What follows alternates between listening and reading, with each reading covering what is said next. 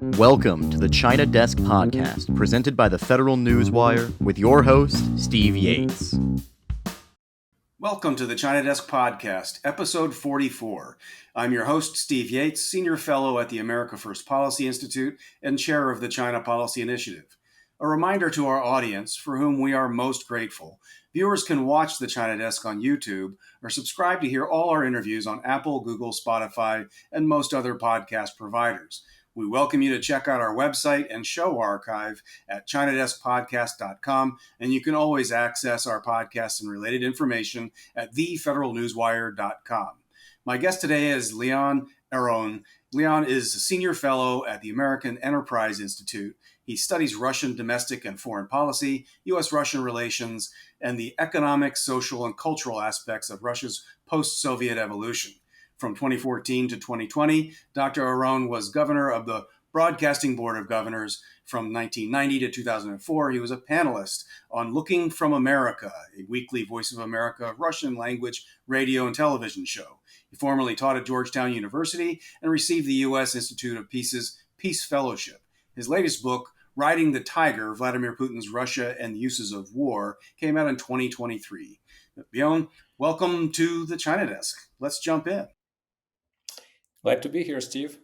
Well, as I mentioned or forewarned in the pre-show, we like to give our audience a flavor for who each guest is and how you came up in this world before you became a renowned author and expert pontificating on things foreign policy. Say, when you were growing up and in the formative years of your education, someone said, "What did you want to do when you grew up?" Did you say, "I want to work at the American Enterprise Institute"? I didn't even know it existed. I was born in Moscow and raised in Moscow. I was lucky to be able to leave, arriving to the U.S. with a suitcase and $100, and formally as a refugee because I didn't have any passport. I only have an entry visa that listed me as a paralee of Attorney General of a refugee status. It's been very rewarding, and undoubtedly I was lucky. I'm lucky that I landed in New York. I'm lucky that my graduate studies were at Columbia. Although of late I sort of sometimes turn my Columbia cap backwards when I run in it, but still have, of course, a great deal of affection for that wonderful university. And beyond that, probably another great piece of luck is that I defended my dissertation in 1986, and a year later, a fellow by the name of Mikhail Gorbachev declared the policy of glasnost and perestroika, and it was just wonderful to be in the thick of it, also attempting and gaining my return to still the Soviet Union, and going there pretty much every year until I was in the first list of those forever barred from Russia, issued by Foreign Ministry right after Russia invaded Ukraine. But beyond that, it was both as a scholar, as an expert. It was a wonderful time to see this enormous change. Well, that's, of course, one of those things that led many people to wonder, hope, or believe that a similar change would be coming in China. And the Chinese Communist Party doubled down on their research about theories about why the Soviet Union went the way it did, and with the intention of making sure nothing like that ever happened in the People's Republic of China. But as you were going through this part of your formative part of your life, were you specializing in politics, domestic and international? Were you specializing in security or other kinds of relations? How did you end up doing what you're doing now? Right. This is funny. This was one of those unexpected turns. No. I studied political sociology and sociology of mass media. I think in part trying to understand how the Soviet Union came about, what role how politics is formed, and also, of course, how propaganda works. So my master's was essentially on the Soviet propaganda, and that's how I earned my master's in sociology of mass media. Um, and and in the end, though, this what sounds like a little obscure sociology of political sociology, it helped me a great deal because it came to Russia. In other words, until then, uh, uh, there was there was a lot of political, but very little sociology. In other words, you the influence of people's concerns, of people's economic condition, of people's ideologies on politics was non-existent because it's a dictatorship. And incidentally, we can talk about Xi Jinping and his Russia. I'm sorry, his China. But lo and behold, Mikhail Gorbachev comes in, uh, and the April plenum of 1987, politics of glasnost and perestroika, which in fact became a revolution from above. And lo and behold, people started to vote, people started to debate, people started to have opinions, and people started to influencing politics. And this, of course, is being rather not quite gone, but pretty much strangled in Putin's Russia, approximately from his third term, 2012, third term as a president. But it still, I think, continues to help us understand how even in those regimes there is a certain influence of, even though they would never admit it, a certain influence of people's moods and opinions on the policy of the elite. Well, that 2012 timeframe is conspicuous when looking at China because that was the rise of Xi Jinping. And so there's always, from the outside as we look in, questions about which variable is dominant, which variable is dependent, what's coincident. But very odd that we have seemingly this coincidental inflection point of the optimism of moving towards globalism, end of history kind of thinking, toward one system that had used the mechanics of democracy but became very anti-democratic from our point of view, perhaps. And the other system that really never adopted the trappings of the democratic system, but we thought was on the capitalist trajectory in a way that was actually ahead of Russia in some ways. And in both cases, we seem to overestimate how little authoritarianism was really in the past. And now it's very clear that it's in the present. What is your assessment about kind of what was happening in that meridian of time in Russia that might have explained the pivot in Putin's thinking? And did anything coming out of China have anything to do with it, or was this sort of coincidental? So I devoted, this is very well noted, Steve. I devoted a long article that's been published recently in Commentary Magazine precisely to this almost odd, almost how should I say it? Almost weird coincidence in the course that Xi Jinping and Putin chose for their countries around 2012. Parallel and then almost coincidental. And I think there are lots of variables, but I think one of them is this. As Lenin used to say, the key question is the question of power. And in both cases, Putin and Xi Jinping came to power. Well, Putin returned to power. Xi Jinping came to power as the general secretary and the president in 2012, and found themselves in a situation where what accounted for the regime's legitimacy and popularity in the past was increasingly not applicable to what was happening. And of course, in both cases, that was the economy. Putin Putin's popularity had been cemented by an immense, unprecedented actually, in Russia's history, growth of personal incomes due to the growth of the economy, 7, 8, 9% a year from 2000 to 2008, his first two terms.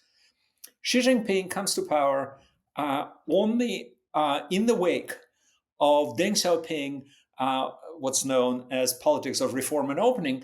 When China grew 10, 12, 15% a year, all of a sudden the prospect is down to about 5%. And he himself had to admit early on, he called it a new normal. How, in this case, you deal with what Samuel Huntington called performative legitimacy. There's no democratic legitimacy. Xi Jinping was not elected by the people. Putin knew very well how the elections had been organized, and so what do you do? And I called that in both cases they attempted and succeeded in switching the basis of their regime's legitimacy, or beginning to in Putin's case rather quickly, in Xi Jinping case a little slower and a little more delicate, sort of the traditional difference between the Russian and the Chinese approach to things. They began to switch the basis of the legitimacy from economic growth and growth of incomes, economic progress, to what I called militarized patriotism. In other words, the rhetoric changed suddenly, and this is a total paradox. I mean, neither country, in their, as far as I know, in their entire history, had been so well positioned, so little threatened by outside world, so well integrated in the world economic system as both of them were in 2012. All of a sudden, both are besieged fortresses, both are being undermined and plotted against by the United States and the West, and both needed to protect their countries and therefore crack down both inside the country and in their foreign policy on the fifth column inside and on the plotters on the outside. The world is against us, the West is against us, but we will sustain and we will survive. And so this is what happened to both of them. Beyond that, of course, it's a question of tactics. So in Putin's case, it was more or less clear. In China's case, and I'm sure we'll talk about this, unlike Russia, which probably will continue to export oil and gas even in the aftermath of a nuclear war, China is, or at the time, and now, but that's certainly at the time of Xi Jinping's taking over, was far deeper integrated in the world economic system. It was, a major producer of consumer goods, but also increasingly sophisticated electronics. It trade with the West was multi-trillion-dollar trade, whereas Russia's amounted to about maybe a few $100 billion, whatever they earned by oil and gas, because that's the only thing they exported. And so China and Xi Jinping, of course, were much more careful and probably prolonged in that shift. But in the end, of course, the direction was very clear, and that's where we are today. Mm-hmm. Well, it's often forgotten, and it does seem like a day long, distant in our memories. But around that 2012 timeframe, there was a lot of talk about color revolutions. And there was, of course, the travesty unfolding in Syria, which unfortunately has never really fully resolved in a way that is as helpful. But I wonder, in your assessment, how much was the boogeyman of cultural revolutions, of color revolutions, coming to your shores? I mean, sure, I know in Chinese media, there was a lot of research and writing and commentary about the color revolutions, which largely were in the former Soviet Republic sphere and maybe a little beyond. But everything from Arab Spring to other areas, I think had to have been some accelerant in this. Does that comport with your take on what might have contributed to this pivot? Oh, very much so, Steve. The both Xi Jinping and Putin were very vocal in their both in their fear of color revolutions and in their conviction that they were all orchestrated by the United Yeah. States and the West. In fact, even before, or maybe just as he came to power, Xi Jinping, in some of his earlier visits with the U.S. officials, they were struck by how seriously fearful he was of the import of the color, or rather export by the West of the color revolutions. And Putin was very, very serious. And of course, let's remember the Maidan revolution that eventually led to this horrific attack on Ukraine and immediately resulted in the annexation of Crimea and Donbass in 2014 was, in Putin's mind, a color revolution. Yeah, well, that gets to kind of one of the big geostrategic questions that we've always had to deal with on any China issues. But really, people from the Kissinger era forward have had this notion that you have these two big poles. Today, maybe you say there's three, with Tehran being another part of this larger axis. But there was a Cold War theory of trying to keep Moscow and Beijing from being on the same side. And there was history where there was kind of cooperation, but also conflict between Moscow and Beijing. And there's a lot of reasons for that. But for a lot of the latter part of the Cold War and through a lot of what we called the post-Cold War, although I'm technically someone who doesn't believe the Cold War ever really ended. But we've talked about it differently, somewhat wishfully. But I think in Moscow and Beijing, I think the Cold War never ended. But for those of us that were just sort of in common commentary, we have the end of the Cold War. We go through this period of opening in Russia, kind of Wild West times with capitalism and different kind of leadership. Russia comes and the G7 becomes the G8. And it's a very, very different period. But it was, we sort of thought that we had Moscow and Beijing on trajectories where they were not coming together to forge an axis that acted in interests contrary to ours. I would suggest that it's sort of around that 2012 point that you've described, where regardless of our intention, they seemed to be moving in a direction that whether they see it as an axis, it behaves as if we have a correlation of powers that are not singing from our song sheet, that are not singing from the reform and opening song sheet, but are actually cooperating in ways that are hostile to our interests. Do you see it somewhat similarly, or is there a nuance that I might be missing in trying to draw out the Sino-Soviet rift, and then seemingly we have something that's definitely not a rift now? First about the rift, I mean, let's remember 55 years ago,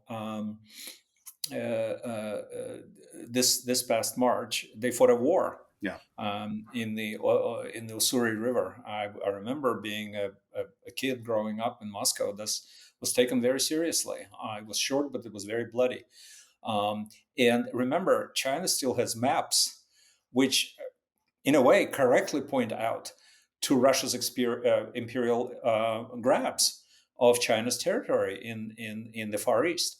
So that's all there. Another very odd thing is that Xi Jinping, and this is a separate issue, and it's a very interesting issue. I'm trying to work on it now. Xi Jinping is a fervent Marxist. People forget this. He is. I mean, it's not ritual. Of course, they all pay tribute to this, but previous leaders, except for, of course, Mao, were kind of ritualistically paying abeyance to Marx and Lenin and so on. He's different. He's really a real believer, and I'm finding a lot of interesting evidence of this.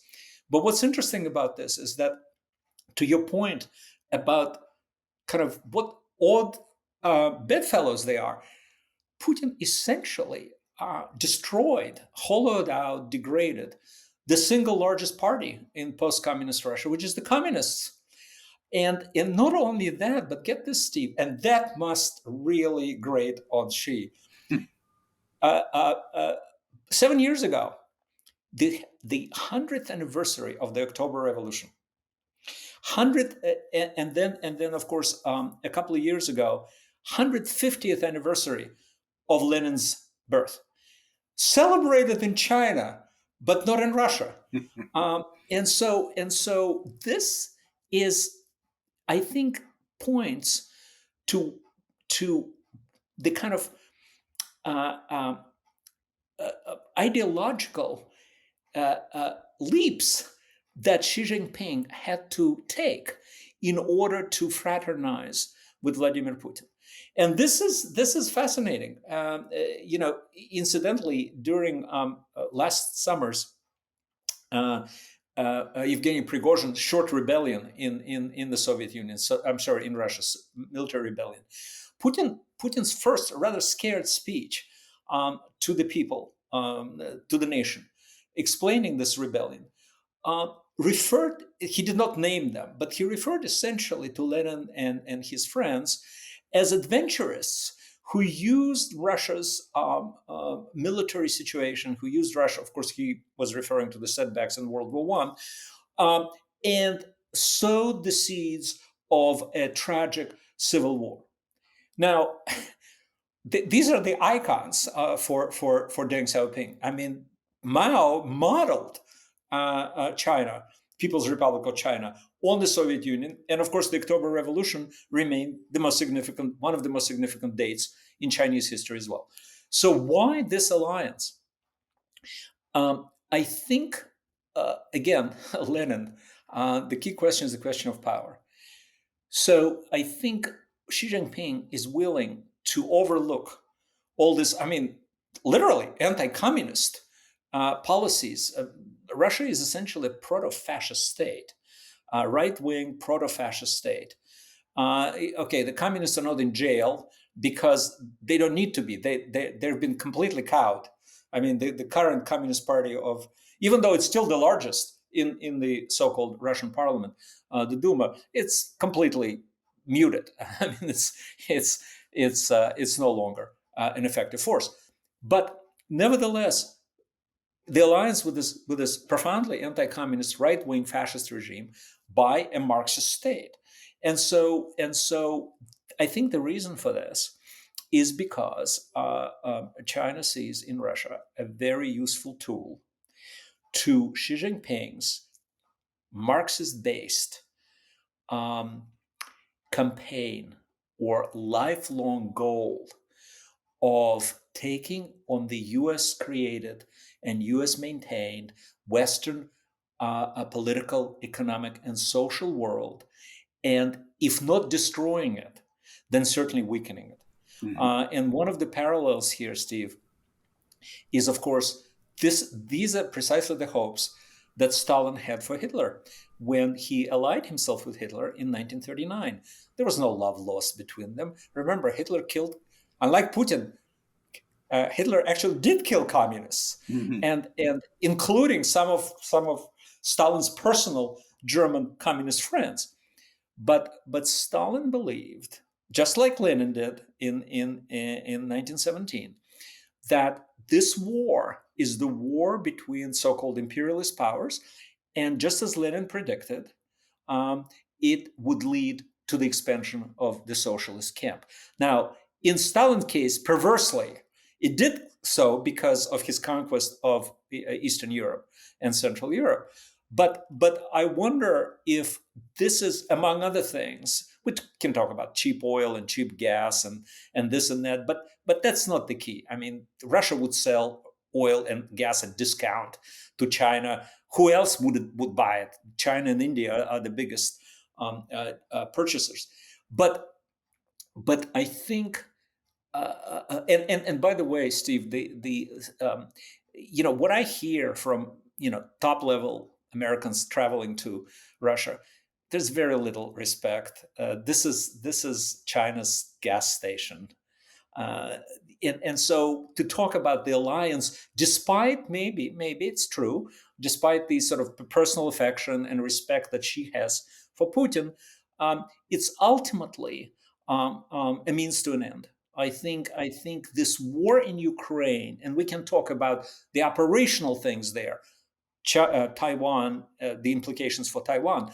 But I think a larger situation here is that here's Putin, here's his proto-fascist state that is essentially at least testing, may not yet degrading, testing Western unity and the ability of the decadent, doomed, because he's a Marxist, doomed capitalist Europe and the United States, testing their resolve to defend essentially a Western-oriented democracy. So I think that's the foundation of this so-called alliance. Well, let's pivot to that in terms of the Putin's actions in Crimea and against Ukraine, and what we might deduce as where there are similar parallels to potential Chinese actions that Xi Jinping can take with Taiwan or the broader Indo-Pacific region. What do you see as the cautionary tales, the potential parallels? Well, Steve, starting with the sort of the foundation, what Ukraine is to Russia, so is Taiwan to China. And what I mean by that, it's an existential threat. Both of them are small. Well, Ukraine is not small. Are either the same people, as Putin tried to show. Oh, Ukrainians are just Russians. This is in a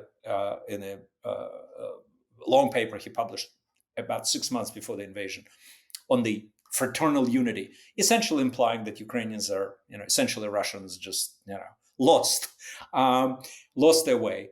And in case of course, Xi Jinping, exactly the same ethnically the same people who are democratic, Western-oriented, and certainly in the case of Taiwan, prosperous. In the case of Ukraine, on their way to prosperity, except, of course, tragically interrupted by this war. In both cases, this is a direct challenge to the legitimacy of Putin's regime and Xi Jinping's regime. Apparently, Chinese people, or very close to Russia, Ukrainians, can exist without militarized patriotism, can exist without the legends of being a besieged fortress, can really practice democracy and not become police states, and still survive as pretty important European or East Asian states. So the basis is exactly the same. I mean, this is the same. So Putin went ahead and attacked, and better than I, there are all sorts of complications for Xi Jinping. For one thing, it's 120 miles off the mainland. It's not as easy. But also going back, the risks are much higher. The China is sort of towing, if not really crossing that red line that President Biden established. And whatever you feel, that they may feel that this is really not really that important. And you referred to Syria. Remember, there was Obama's red line, which was shamefully abandoned.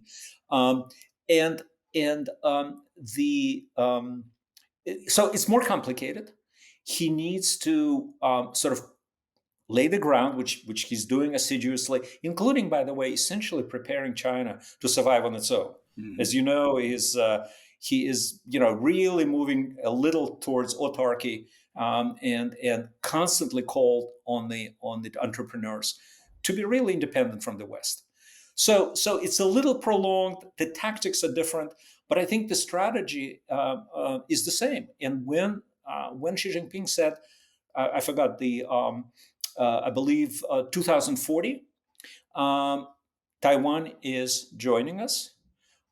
by, voluntarily, of course, as we would like to, but if not, by other means. But it will happen. I would really take his word seriously. Well, let's take a look into the military tactics and the influence of the air quotes outside party. With regard to Russia's invasion of Ukraine, there's long been commentary and analysis about China's material support for Moscow. But what would you see as kind of China's supporting role for Moscow in that campaign? And is it reasonable to assume that Moscow would return the favor should Beijing move against Taiwan, or is it just apples and oranges? Steve, it's an understatement. I mean, China is a lifeline. Yeah. Imagine Russia as a patient on a gurney, hooked to two hoses that carry oxygen, support the patient. One is oil and gas and the money earned, and the other what that money buys. Dual technologies, but also in the case of China, microchips, machine tools, nitrocellulose, which incidentally is the key ingredient, both as a propellant for the missiles, but also a key explosive device in Russian artillery shells, and many, many more other things. But most important, so in both of those hoses, most of the stuff comes either directly from China or via China. China is the major purchaser of Russian oil and gas, and China is a major supplier of technologies and elements and material vitally needed for Russia to conduct this war. So that's obvious. We know why Russia needs China. Now, the other thing I think is less clear. As I said, the Chinese are very tough bargainers and great realists. They're not enamored of Russia's economy. It's essentially it's okay. So they're not in the Middle East, but it's a petro economy, and maybe with some addition of missile technologies and space technologies. So I don't think Russia really has anything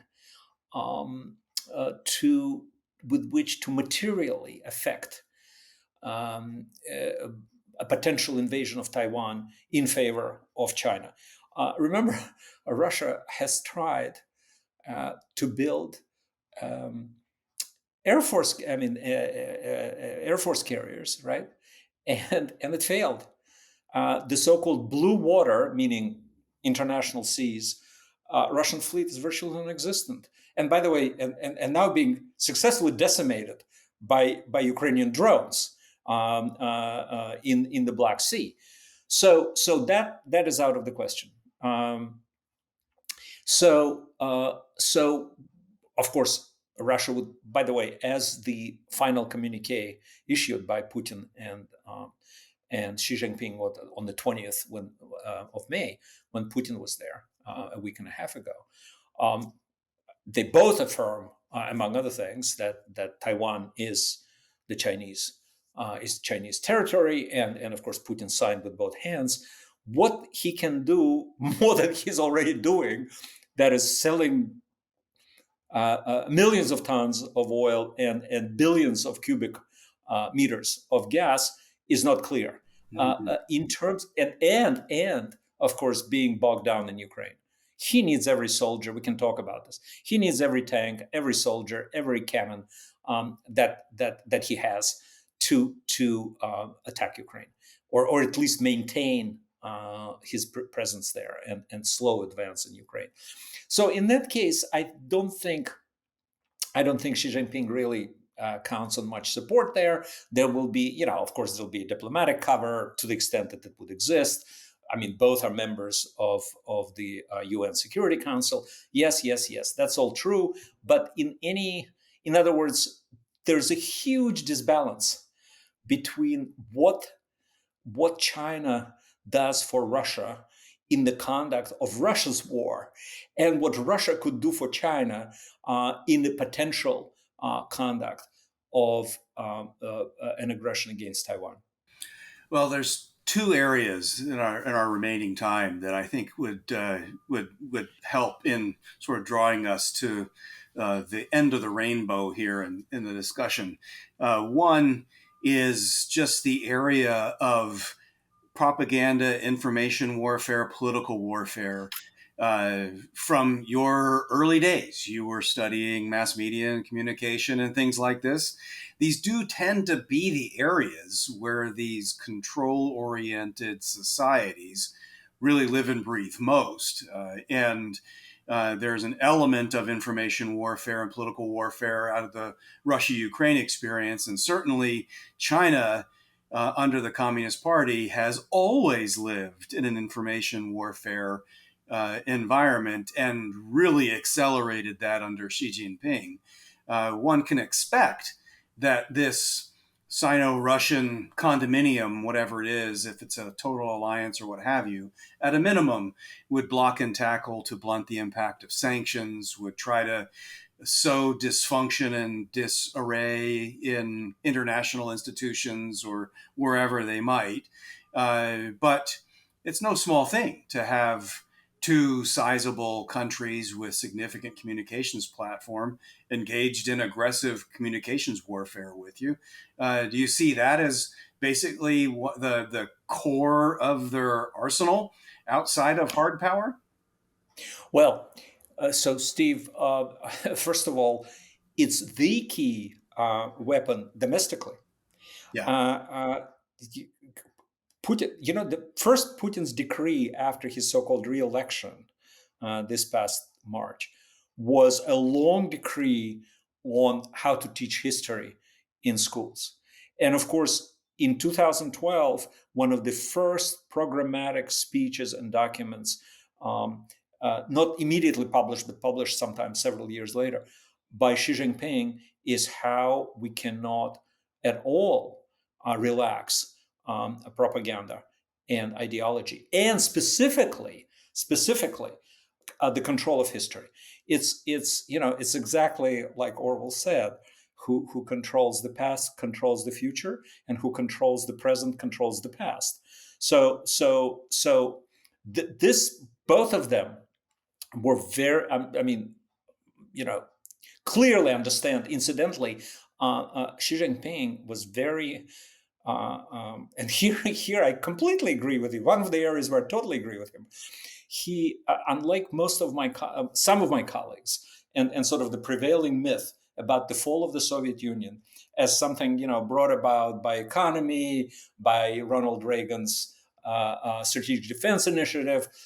Yes, they played a role, but as I pointed out in my book, Roads to the Temple, and how Xi Jinping really correctly sees it, it was all about ideology.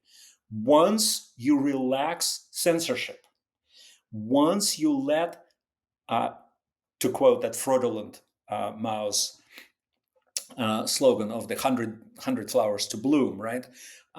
Once the party relaxes its grip on mass media, people begin to think for themselves. And most importantly, they learn the truth about the bloodstained histories of their regimes. And the party gets delegitimized. That's essentially, maybe in slightly different words, what Xi Jinping said. One of his addresses, in fact, upon his election was about that. He told the cadres, look at the Soviet Union. Look what happened there. When you relax the grip on mass media, the grip on propaganda, and he actually makes no bones. He calls it propaganda. This is what happens. So domestically, absolutely, this is the key tool. In terms of their influence abroad, I tend to be a little skeptical about this, Steve.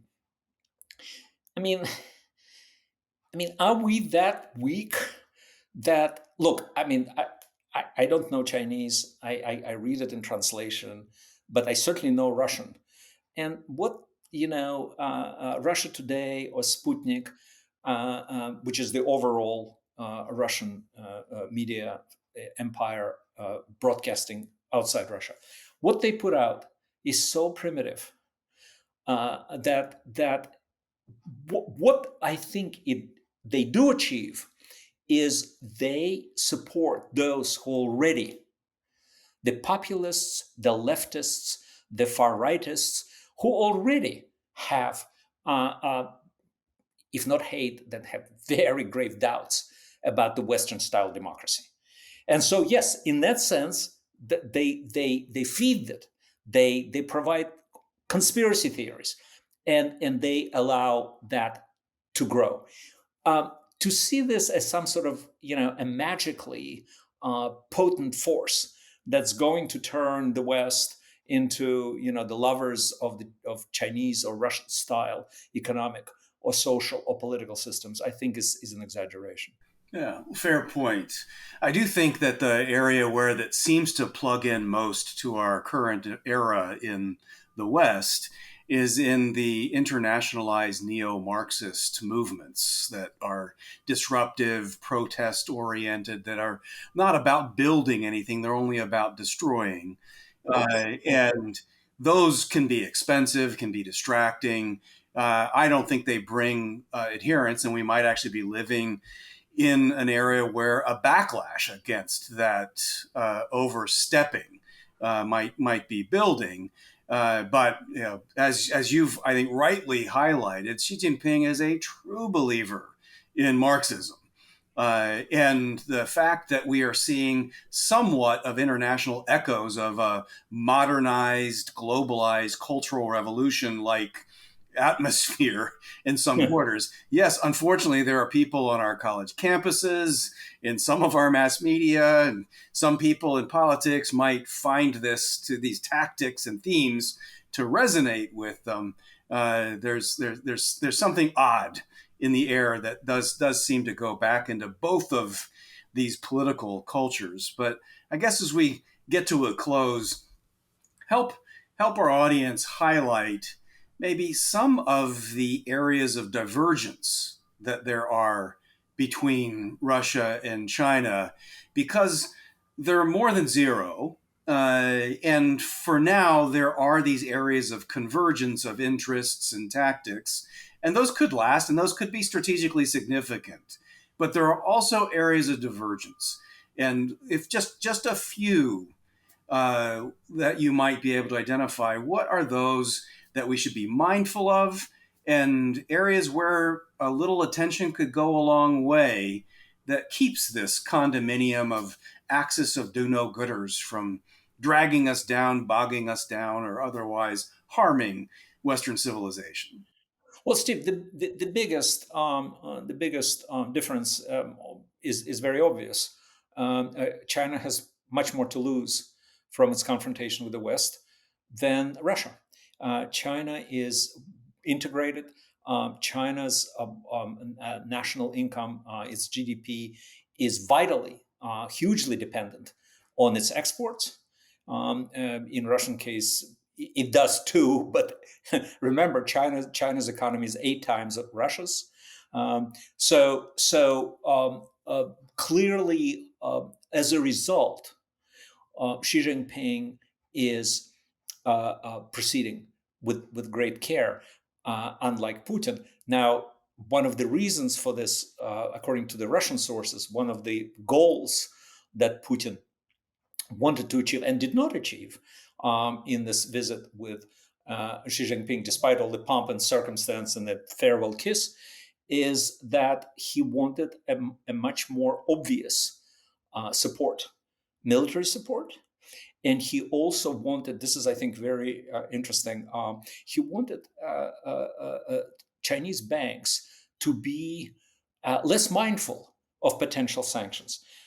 They're very much as soon as the US identifies a particular bank in China, even threatening, not sanctioning, but identifying it publicly, it generally draws back from doing business with Russia. This is something that Putin wanted to reverse, and from what we've seen, has not succeeded. We love you, but we love our money in dollars much more. And yes, we will trade you in yuans, as you know, but there's an aspect of our economy which is so much more important to us. Sorry, Vladimir, than you, that we will have to proceed slower. And Putin wanted the expansion of the military cooperation in the so-called joint military exercises. They sound solemn, but if you look at what actually China contributes to them, it's not very impressive. Mm-hmm. It's dipping toes in the water. So on both of those scores, Putin's failure, I think, indicative of this major difference between the situations, economic situations actually, and international situations that both countries find themselves in. As I said, Xi Jinping looks at Putin's Russia and its war on Ukraine as a very useful tool for a larger dream of weakening the imperialist, capitalist West. For Putin, I don't think even though he talks about multipolarity and all of this, his goals are much more limited. His goals are much more tactical, and so in that, and urgent. And so as a result, I think you could say that perhaps in the general direction there's a great deal of coincidence, but the tactics are much different because the country situations are much different.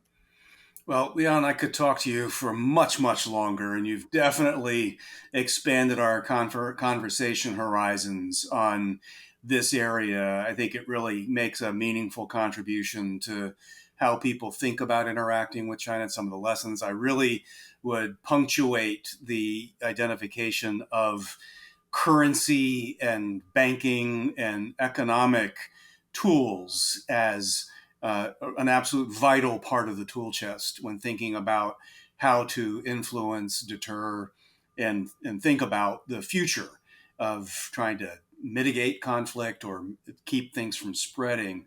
I think that's something that history has proven with regard to North Korean illicit activities, post 9/11 counterterrorism financing. We've seen a number of different contexts in which this has come up. And it is definitely true that Chinese leaders, if they've ever been deterred by anything, it has been concern about access to U.S. currency, access to the international financial system, and their vulnerability when it comes to that relationship. And so we should think about how that can help make us safer.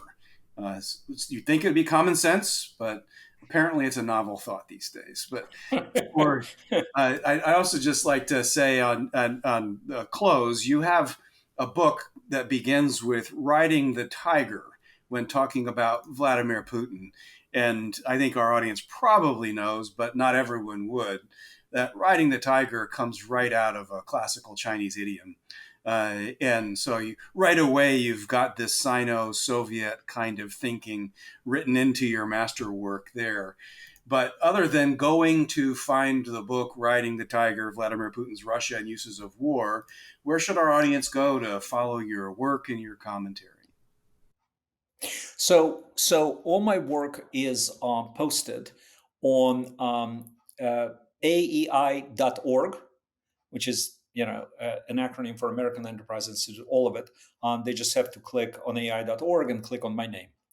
And I'm fairly active on Twitter, currently X, and I have followers, and generally try to at least post maybe a few sentences from what I'm just publishing, or at least a link to what I'm publishing. Well, again, thank you very much for taking the time to participate. For our audience, if you enjoyed today's China Desk conversation, please tell your friends and consider subscribing and give a visit to ChinaDeskPodcast.com. Thank you for joining the conversation. A special thank you to Leon Aron for sharing his perspective. Until next time, I'm Steve Yates, your host here at the China Desk.